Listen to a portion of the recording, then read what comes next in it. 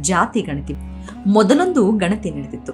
ಅದಕ್ಕೆ ವಿರೋಧ ವ್ಯಕ್ತ ಆಗ್ತಾ ಇದ್ದಂತೆ ಅದು ಆಚೆಗೆ ಬರಲೇ ಇಲ್ಲ.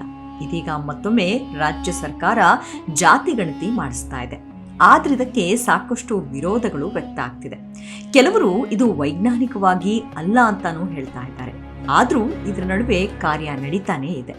ಜಾತಿ ಗಣತಿ ಕೆಲವೊಂದು ಎಡವಟ್ಟುಗಳಿಂದಲೂ ಕೂಡಿದೆ. ಕೆಲವರ ಆಧಾರ್ ನಂಬರ್ ಹಾಕಿದ್ರೆ ಮತ್ಯಾರದ್ದು ಹೆಸರು ವಿಳಾಸಗಳು ಬರ್ತಿವೆ. ಇದಕ್ಕೊಂದು ಉದಾಹರಣೆ ದಾವಣಗೆರೆಯಲ್ಲಿ ಸಿಕ್ಕಿದೆ. ಹೌದು, ಸರ್ಕಾರ ಏನ್ ಹೇಳುತ್ತೆ ಅನ್ನೋದನ್ನ ಬಿಡಿಸೇಳೋದಾದ್ರೆ, ಜಾತಿವಾರು ಸಮೀಕ್ಷೆಯಲ್ಲಿ ಪ್ರತಿಯೊಂದು ಸಮುದಾಯದ ಆರ್ಥಿಕ, ಶೈಕ್ಷಣಿಕ, ಸಾಮಾಜಿಕ ಮತ್ತು ರಾಜಕೀಯ ಹಿನ್ನೆಲೆಯ ಮಾಹಿತಿ ಇರುತ್ತೆ. ಹಿಂದುಳಿದ ಸಮುದಾಯಗಳನ್ನ ಗುರುತಿಸಿ ಅವರಿಗೆ ಸೌಲಭ್ಯ ನೀಡಲು ಸರ್ಕಾರಕ್ಕೆ ಸಹಾಯವಾಗುತ್ತೆ.